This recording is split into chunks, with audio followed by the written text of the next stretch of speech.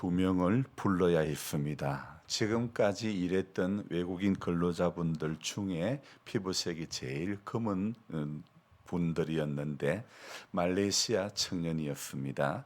본당 천정을 수리하면서 나왔던 못이 가득한 나무들, 이 폐목들을 정리하는데 그런 일을 먼저 시켰는데 이들을 부르지 않았더라면 제 손으로 못이 가득히 박힌 목재들을 어찌 처리할 수가 없었을 것이고 계속해서 그 자리에 놔둘 수밖에 없는 상황이었죠. 하지만 그들이 옴으로 말미암아 또 이제 거의 다 오늘 조금만 하면 정리가 되는데 폐목재 사이에 벌집이 있었던 모양입니다. 그래서 나무를 차에 실던 말레이시아 청년 한 명이 벌에 쏘였지요. 버물리를 바르라고 갖다 줬는데 그 바르더만 그 뒤로부터는 일을 안 하는 거예요. 그래서 왜 안 하느냐 물어봤더만은 아파서 일 못 하겠다고 그래서 가겠다는 겁니다. 그래서 내게 며칠 전에 벌에 쏘였던 약이 있기 때문에 그 약 먹으면 괜찮다 했더니 아는 난 아파서 못 하겠다고 그래서 데려다 주고 다른 사람을 이렇게 태워왔는데 그 두 명이 있어가지고 하루 종일 이제 수고함으로 말미암아 또 많은 일들이 진행이 되었죠. 정말이지 외국인 근로자들이 아니면 한국의 농촌과 한국의 공단이 정상적으로 돌아갈 수가 없는 상황이 되어버렸죠.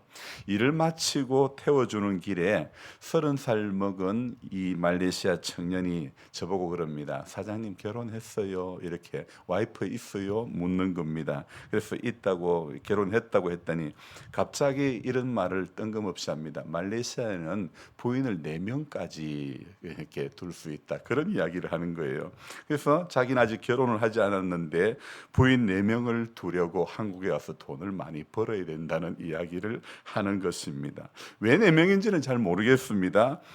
부인이 여러 명 있는 게 부러웠던 모양입니다. 그러면서 저보고 하는 말이요. 사장님 마동석 스타일입니다. 그런 이야기를 하는 거예요.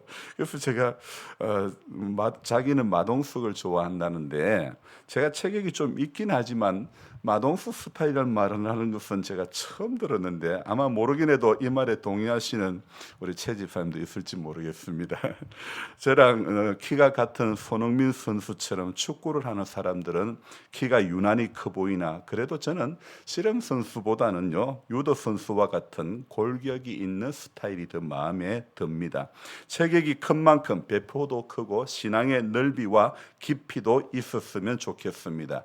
덩치는 큰데 사람이 쪼잔하면 안 되잖아요. 그래서 하나님께서는 오늘도 기질대로 사용하시는 하나님이시고 그 기질대로 사용하시는 주님의 손에 저와 여러분들이 붙들려서 사명 잘 감당하다가 하나님 앞에 서야 될 줄로 믿습니다. 오늘 이 신명기 34장은요 믿음의 거장이라고 말할 수 있는 모세의 죽음에 대한 기록이 담겨져 있습니다. 사람들은 여러분이 다 죽음 앞에서 평가를 받게 되더라고요. 그 사람 안 됐다. 그 사람 참 아까운 사람이다. 죽음 앞에서 평가를 받게 되는데요. 모세의 죽음과 관련된 평가가 어떠한지를 보면서 우리의 죽음이 또한 어떠한 죽음이 되어야 될까를 우리가 생각하며 남은 인생을 살아가야 될 줄로 믿습니다. 오늘 이 5절 말씀에 이런 말씀이 있죠. 이에 여호와의 종 모세가 오늘 모세를 향해 표현하고 있는 말씀은 여호와의 종이라고 표현하고 있습니다. 이 종이라고 표현한다는 것은 여호와를 주인으로 모셨다. 이렇게 또 우리가 생각해 볼 수 있죠. 여러분 세상에는요. 자기 성공이 목적인 종교들이 많이 있습니다. 그러나 우리가 예수님을 믿는 신앙을 가진 사람이라면요. 우리 신앙은요. 주인을 위해서 내 모든 것을 포기할 줄 아는 것이 진실로 예수 믿는 사람들의 신앙이 그렇게 되어야 되는 것입니다. 내려놓아지고 없어져야 하는 것. 오늘 우리 찬송 불렀던 것처럼 내가 주인 삼은 모든 것을 다 내려놓는 것이 예수 믿는 사람들의 신앙이 바로 그러해야 되는 것입니다. 그래서 이 5절 말씀 속에 나오는 이 여호와의 종이라는 이 말씀 속에서 우리네 인생에서 주인이 있다는 사실을 이 아침에도 기억해야 하는 것입니다. 모세의 죽음을 기록하고 있는 이 신명기 34장 속에서 주인공 모세를 통해 인생을 여호와를 인생의 주인공으로 모시고 주인으로 모시고 사는 그런 사람의 특징이 어떤가를 우리가 좀 찾아보기를 원하는데요. 먼저 오늘 1절에 보니까 1절 말씀에 의하면 하나님께서는 약속의 땅을 보이시고, 오늘 올라가서 이 1절 끝에 온 땅을 보이시고, 그러니까 모든 땅이 모세의 눈에 들어오게 하셨죠. 모세의 일생을 돌아보면 그는 분명히 특별한 하나님의 부르심을 경험했던 인생임을 우리는 알고 있죠. 왕궁에서 살다가 낮아짐을 경험했고 수많은 기적과 하나님의 인도하심을 경험했던 모세이지 않습니까? 그랬던 모세가 약속의 땅을 바라보았을 때 여러분 그 마음이 어땠을까요? 기대감과 설레임에 정말 감회가 새로웠을 것 아닙니까? 하지만 하나님은 찬물을 끼얹듯이 4절에 뭐라고 말씀하십니까? 너는 거리로 건너가지 못하리라 하시매, 4절 끝에 너는 거리로 건너가지 못하리라 하시매, 누구보다도 그 땅에 들어갈 당위성이 있는 모세인 것 같음에도 우리 하나님이 너는 그 땅에 들어가지 못한다, 허락하지 않는 거죠. 하나님은 이미 600년 전에 약속을 하셨습니다. 그리고 그 약속을 이루기 위해서 모세 한 사람을 선택을 했고, 모세는 이 말씀을 이루는 그것만으로 만족해하는 그런 인생이 되어야 했던 것이죠. 여러분, 모든 인생에는요 경계가 있습니다. 어디까지라는 경계가 있다는 것, 우리는 모세의 인생을 통해서 알 수가 있습니다. 모세가 못 들어간다, 이것은 하나님께서 모세에게 정해놓으신 경계라는 것입니다. 너는 거기 못 들어간다. 가나안에 들어가는 것은 누구의 몫입니까? 여호수아의 몫이죠. 여호수아 모세의 몫이 아니고, 아쉽고 안타깝지만은 하나님의 섭리는 모세 가운데는요 비스간 꼭대기에 올라가서 모든 부분을 보여주며 너는 거리로 들어가지 못한다. 하나님의 경계가 거기까지라는 거죠. 하나님께서 여기까지라고 하면 여기까지인 줄 아는 인생이 복된 인생인 줄로 믿습니다. 제가 존경하는 목사님이 62세인가 조기 은퇴를 하셨는데, 그분 사모님께서 목사님, 우리 사명은 여기인 것 같습니다. 여기까지인 것 같습니다. 그렇게 목사님에게 말씀드렸더니 목사님께서는 아직 은퇴가 많이 남아 있음에도 사모님께서 여기까지라는 말씀하신 그것에 그대로 순종하며 조기 은퇴를 하는 겁니다. 대부분의 사람들은요 자기가 한 수고의 대가, 자기가 이미 많이 지불했던 그 값지불을 했기 때문에 쉽게 모든 것을 내려놓지를 못하는 것입니다. 그래서 제가 농촌 목회를 해보면서 느끼는 것이 참 이게 안타깝게도 시골의 대부분의 많은 교회의 장로님들이 한번 재정 담당 장로면 영원한 재정 담당 장로인 경우가 참 많이 있다는 것입니다. 본인은 사명이라고 말하지만 하나님 보실 때에 욕심적인 것들이 얼마나 많은지 모릅니다. 하나님의 일은요 전부 우리가 알아야 될 것은 내가 다 하는 게 결코 아닙니다. 내게 맡겨주신 부분까지만 하는 겁니다. 저도 그렇습니다. 제게 맡겨준 부분까지만 할 수 있는 것이지 제게 맡겨지지 않은 부분까지는 할 수 없는 것입니다. 각자의 분량까지만 하는 것입니다. 그 이상도 그 이하도 결코 아닌 것입니다. 바로 이것을 겸손히 인정할 수 있어야 여호와의 종이라는, 그래서 종으로서의 길을 온전히 걸어가는 사람이 되는 것입니다. 여러분, 우리가 부디 신앙생활하다가 우리가 잊지 말아야 될 것은 나는 종의 위치에 있는 사람이다, 종의 위치에 살아가는 사람이다라는 이 사실을 잊지 말아야 인생의 섭섭함에 붙들리지 않고 원망에 붙들리지 않고 행복한 신앙생활을 하게 되는 줄로 믿습니다. 여러분, 땅에서 종이면 어떻습니까? 땅에서 좀 멸시받으면 어떻습니까? 땅에서 무명한 자가 되면 어떻습니까? 하는 일이 수고를 했지만 축도로 수고했지만 사람들이 알아주지 몰라도요. 여러분 성경에 보니까 거지 나사로는 이름이 나오더라고요. 그러나 부자는 어떤 부자라고 이름도 안 나오더라고요. 땅에서 거지인가가 땅에서 부자인가가 그게 중요한 게 아니더라고요. 모세의 이 죽음 앞에 보니까 모세는 어디에 묻혔습니까? 6절에 벳보을 맞은편 모압 땅에 있는 골짜기에 장사되었고 오늘까지 끝에 뭐라고요? 그의 묻힌 곳을 아는 자가 없더라. 그렇게 이야기하고 있죠.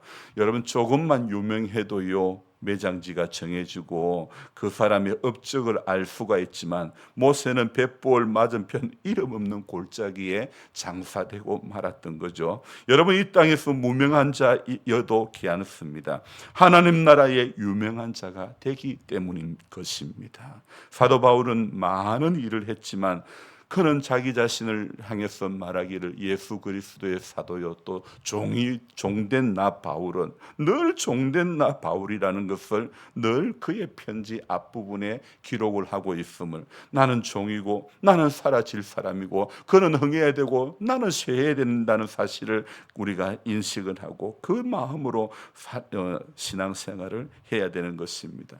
여러분 종이라는 사람은요 열심히 일했을 때에 주인이 정말 상 주신 것을 믿는 사람이 종으로서의 삶을 살아가게 되는 것입니다. 이 세상이 끝이 아니고 영원한 천국이 있는 것을 믿는 사람이 종으로서의 삶을 살아가게 되는 것입니다. 그래서 이런 사람은요 이 땅에서 무명한 자가 돼도 괜찮아요. 교회 일 하다가 욕 들어먹어도 아무것도 개의치 않는 거예요. 하나님 복 주시려고 이런 문제가 있구나. 하나님 나를 축복해 주시려고 이런 또 어려움이 있구나. 무명한 자가 돼도 아무것도 섭섭한 게 없는 거예요. 분명한 것은 나의 주인이 누구인지만 바라본다면요. 그게 복된 성도입니다. 억울하고 정말 안 된 게 뭐냐? 내 주인이 누군지 모르는 사람이 정말 안 된 사람이죠. 안 된 신앙이죠. 그게 억울한 신앙이라는 것입니다. 주님이 기억하시면 좋하리. 예수님 사랑으로 가득한 세상 천사도 흠모하는 아름다운 그 모습 천국에서 해같이 빛나리. 여러분 이 땅에서는 분명 무명하나 하늘에서는 우리 하나님께서 유명한 자가 되게 해 주실 줄 믿습니다. 이것이 바로 여호와를 주인으로 모시고 사는 종의 정체성이라는 것입니다. 그래서 오늘 우리 7절 말씀에 보니까 모세가 장지가 어디 묻힌지 아는 사람이 없지만 그러나 모세를 향해서 오늘 성경의 평가 신명기 34장 마지막 장에서의 평가는 모세가 죽을 때 나이 120세였으나 그의 눈이 흐리지 아니하고 기력이 쇠하지 아니하였더라 이렇게 말씀하고 있습니다. 여러분 정말 나이가 120살이었지만은 그 사람은 낡아졌지만은 속 사람은 강건한 그런 모세였죠. 눈이 흐르지 않았다는 것은요, 다른 말로 하면 영적인 분별력, 영적인 판단력이 흐려지지 않았다는 것입니다. 기력이 쇠하지 않았다는 것은요, 그 나이에도 영적인 힘과 영적인 권세가 있었다는 것을 말씀하고 있습니다. 애굽의 왕궁에서 교육을 받고 자랐지만 하루아침에 왕궁에서 쫓겨나고 맙니다. 광야에서 양을 모는 일을 40년 목동 생활을 하고 이스라엘 백성들을 이끌고 40년간 광야에서 약속의 땅으로 이렇게 가는 그 과정을 인도했죠. 그래서 모세의 인생 120살 중에 3분의 2는 어디에서 살았습니까? 전부 광야에서 살았습니다. 모세의 눈이 흐리지지 않았던 이유가 무엇입니까? 기력이 쇠해지지 않았던 이유가 무엇입니까? 저는 생각해 보기를요. 모세가 인생의 3분의 1을 광야에서 지냈다고 하는데 이 광야라고 하는 곳은요. 오직 다른 어떤 것도 아닌 하나님만 의지하고 하나님의 말씀만 의지하는 곳이 바로 광야라는 곳입니다. 여러분, 모세의 눈과 기력이 하나님의 손에 붙들려 마지막까지 주님의 사명을 감당할 수 있었던 것, 오늘 바로 전적으로 광야에서 하나님의 말씀만 의지했기 때문인 줄로 믿습니다. 그래서 하나님의 손에 붙들려 마지막 오늘 신명기 34장의 죽음 앞에 이를 때까지 사명을 잘 감당하고 그렇게 나아갔던 것입니다. 만약에 광야의 인생에서 하나님의 말씀을 의지하지 않았다면 너는 그리로 못 건너간다는 그 말 앞에 모세는 좌절하고 주저앉고 말았을 것입니다. 넘어져 버리고 말았을 것입니다. 내 안에 주인이 정말, 그래서 주인이 누구인 줄 알고 여호와의 종 모세는 너는 그리 가지 못한다 해도 하나님, 내가 할 일은 여기까지이군요. 나는 여기까지군요. 그렇게 생각하면서 모세는 건너가지 못한다는 하나님의 말씀에 조금도 서운하지 않는 것입니다. 그 여기까지 하나님 허락하신 데까지만 사명 감당하면 되는 것인 줄로 믿습니다. 그래서 우리는 이 하루도 살아가면서 내가 주인 삼은 것, 내 안에 주인 삼은 것들을 다 내려놓고 정말 내 안에 주인을 바꾸는 것이 진짜 기독교라는 것입니다. 진짜 교회와 진짜 성도가 해야 할 일은요, 오늘 성도의 삶은요, 내 주인이 나를 통해서, 내 주인이 오늘도 우리를 통해서, 내 주인이 교회를 통해서 말씀하고 있는 것을 저와 여러분들이 들어야 되는 것입니다. 그래서 오늘도 이 말씀을 통해서 하나님의 일을 이루어 가시고 계심을 우리가 믿어야 됩니다. 그래서 우리 하나님을 믿는 사람들이 이러한 확신에 넘치면요, 오늘 하루도 어떤 상황에 닥쳐도요, 어떤 상황이 그 사람을 이렇게 사방으로 둘러싸고 그렇게 진실지라도요, 그런 사람은 기뻐할 수밖에 없는 것입니다.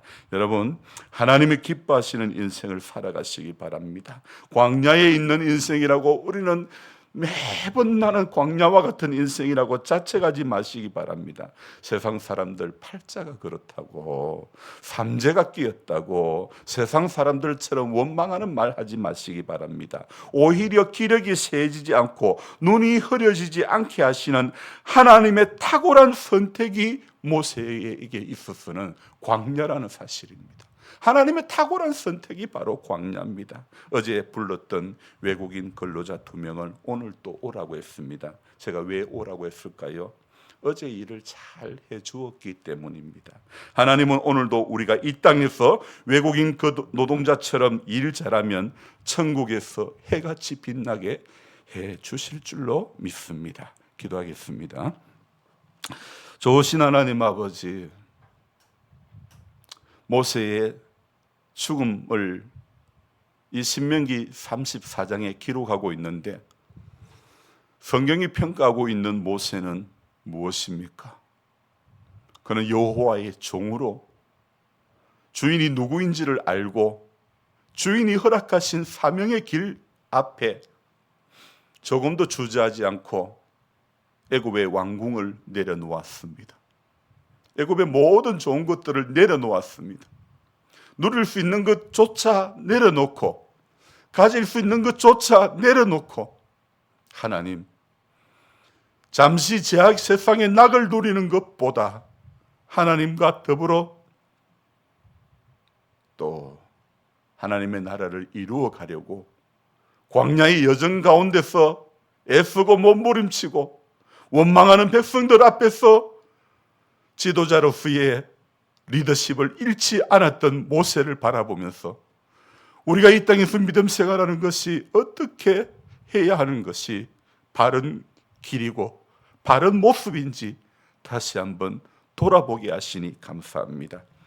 사람에 대한 평가는 죽음 앞에 섰을 때 평가받게 되는데, 하나님 앞에 섰을 때 평가받게 되는데, 오늘 하나님의 말씀 신명기 34장은 모세를 향해서 말하기를, 정말 너무나 귀한 말, 모세와 같은 선지자가 이후로는 일어나지 않았다는 말씀. 그는 충분히 사명을 감당했던 인생의 길을 걸어갔음을 우리는 보았습니다. 주님, 우리도 그렇게 인생의 길을, 사명의 길을 모세처럼 충분히 걸어갈 수 있도록 도와주시옵소서. 너는 거리로 건너가지 못한다는 말에, 사람들의 말에 주저앉아 버리고 넉넉고 원망하고 섭섭하고 그렇게 되는 인생들이 아니라 어떤 환경이 주어져도 하나님 감사할 수밖에 없는 모두가 될 수 있도록 도와주시기를 원합니다. 묵묵히 주신 사명 감당할 수 있는 복된 성도 되게 해 주시옵소서. 과정은 광야일지라도 끝은 약속의 땅인 줄로 믿습니다. 그래서 오늘도 이 임기라는 광야에서 약속하고 있는 말씀 붙잡고 복된 믿음의 길을 걸어가는 하나님의 사람들이 다 되도록 도와주시옵소서. 광야의 여정에서 육의 질고로 넘어진 분들이 있습니다. 시험에 든 분들도 있습니다. 마음의 안정을 가지지 못한 분들도 있습니다. 주님, 바라보아야 될 것을 바라보고 주인이 누구인지를 알고 마음을 잘 다스리도록 성령 하나님께서 오늘도 그 마음을 붙들어 주시옵소서. 감사를 드리며 예수님의 존귀하신 이름 받들어 기도드리옵나이다. 아멘. 간절한 마음으로 주여 부르고 기도합니다. 주여, 주여, 주여. 아버지, 세상에는 주인이 누군지를 모르고 살아가는 신앙이